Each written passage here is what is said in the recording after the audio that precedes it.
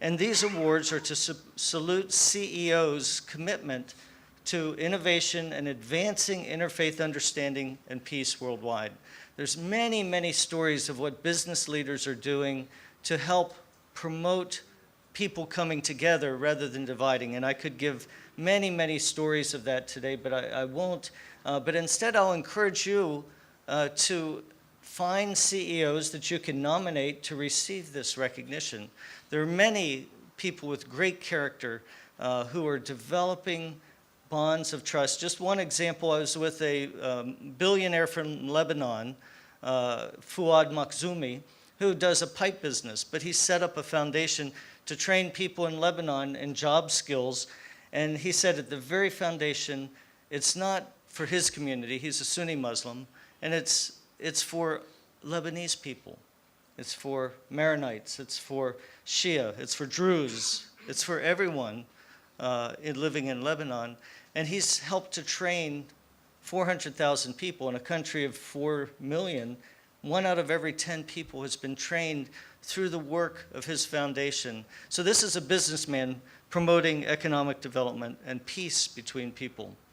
Well, religious freedom also relates to gender equality. Where there's religious freedom, you have the freedom for different faith communities to rise up. I'm working on an article that will come out next week at the World Economic Forum with a faith leader who's a woman, Joanne Lyon, who's the head of the Wesleyan Church worldwide, and I are writing an article of how religious freedom helps women.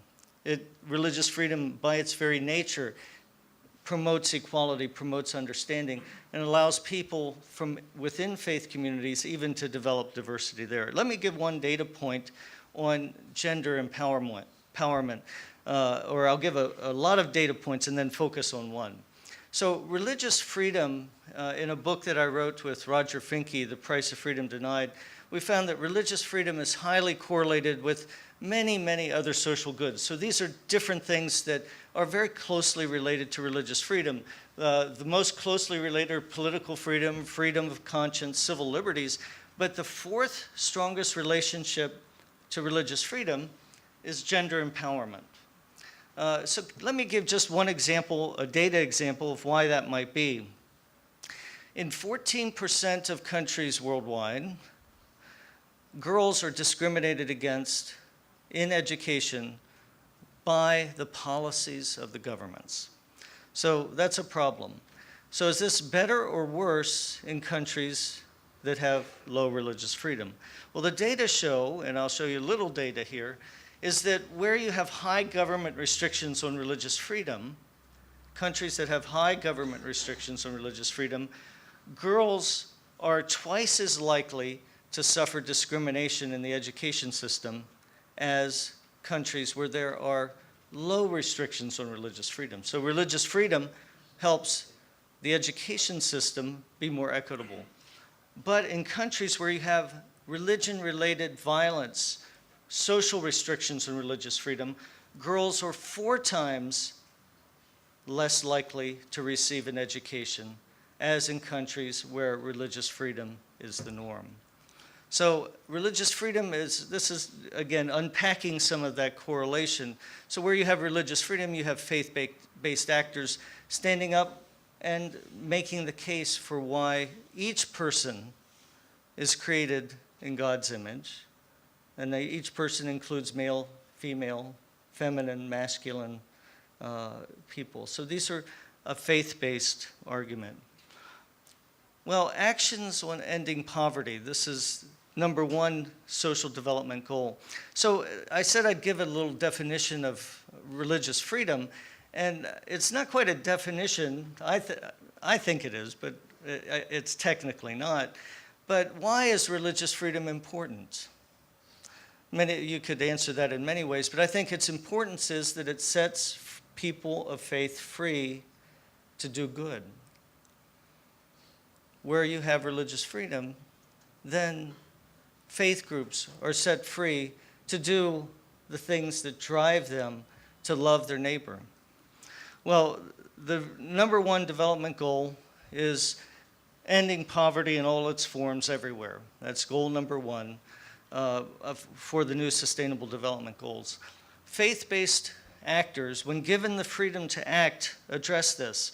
Recently at the World Bank that Catherine was mentioning about, they had a meeting of global religious leaders and faith-based organizations, and they issued a call to end extreme poverty by 2030, motivated because they care about people. Not because poverty is an economic problem, but poverty is there's spiritual poverty and there's economic poverty, and faith-based leaders try to address both of these. I'll say more about that. So how do faith groups do this?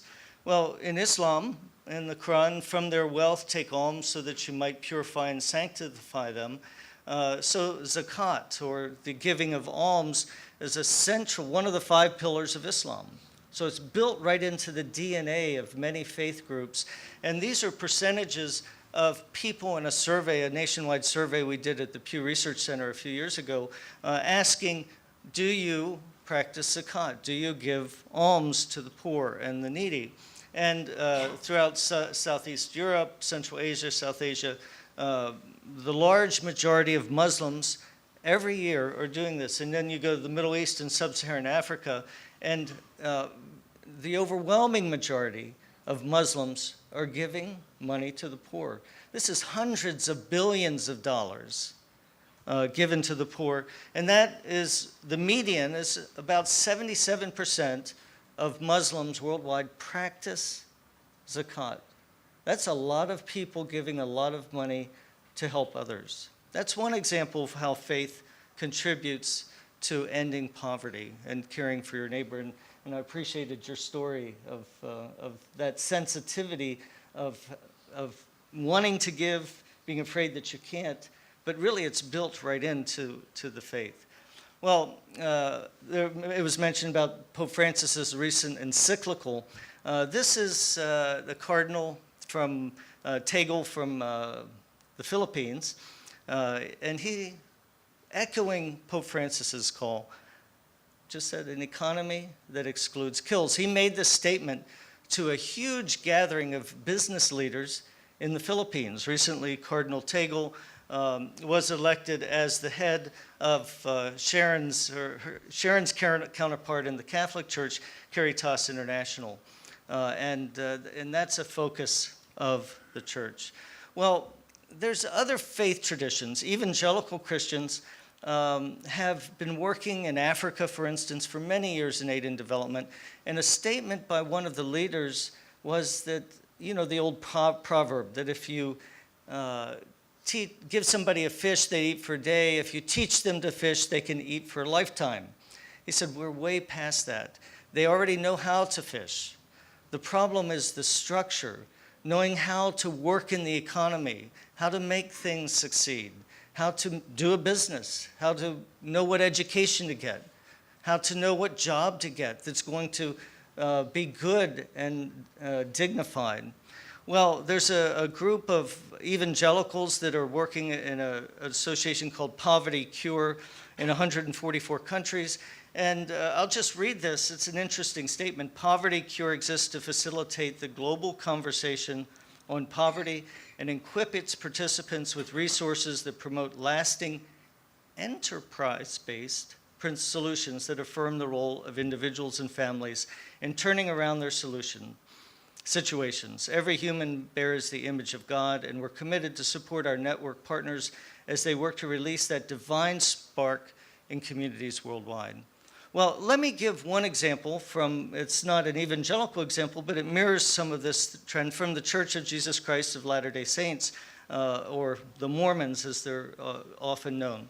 So in the Mormon faith, there's a strong emphasis on the teaching of self-reliance, or I think that's a funny term. It means being empowered to help yourself, help your neighbor, help your family, be able to succeed and be a contributing member of society.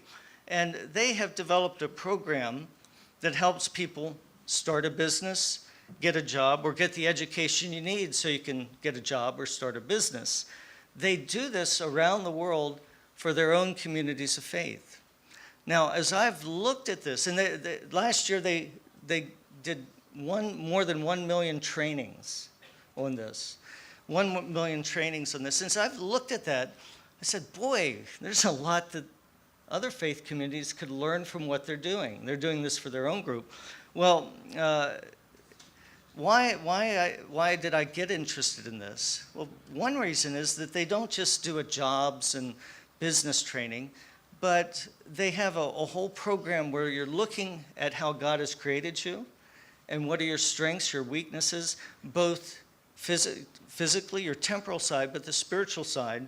And then they have spiritual principles that go with each of these courses, 12-week courses, to help people get on the path to being empowered as people.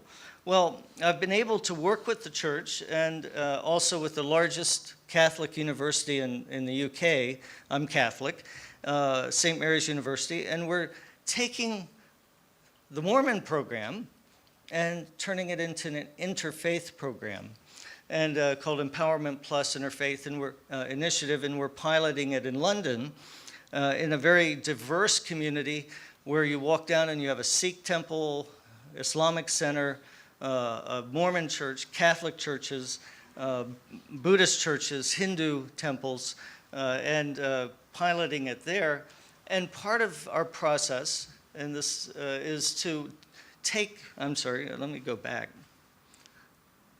So in all of these, there's many Mormon scriptures from the Book of Mormon and the Doctrine and Covenants and other Mormon sources. So what we've done is we've taken those Mormon scriptures and tried to find the interfaith principle underneath them that helps people become empowered. And we looked at them. So one of the very basic ones, there's more than 50 of these in these materials, is that it's my purpose to provide for my saints. That's from a Mormon scripture called Doctrine and Covenants. So then the next thing we did was said, well, what in the New Testament relates to that? So, and we know that God causes all things to work together for good of those who love God, from Romans, but seek first his kingdom and his righteousness, and all these things will be given to you as well. Some New Testament verses. And then working with an imam in London, from the Quran, God is he who gives all sustenance, Lord of power, steadfast forever. And also, there is no moving creature on earth, but its sustenance depends on God. He knows the time and place of its definite abode. All is clear, and its temporary deposit. All is clear, a clear record. Well, we're carrying this out. The next we'll do the Torah. We'll also do Buddhist scriptures, Sikh scriptures, Hindu scriptures. And so that's the work in progress that we're doing. So taking something that was developed from one faith tradition and helping relate it to other faith traditions. Very exciting project. And so then we pull out from the materials, instead of having anybody's scripture in the materials, we have a faith principle. The Lord is loving and provides abundantly. So that's our project. It's under development. It's a very practical way that we're developing a model, a project that then can be used anywhere in the world freely by other faith groups to help their own communities to address the both spiritual poverty and temporal or physical poverty people may be finding themselves in. So again, thank you for organizing this, Brian, Cole, and it's an excellent forum to discuss these ideas, and I look forward to talking more with others today. Thank you.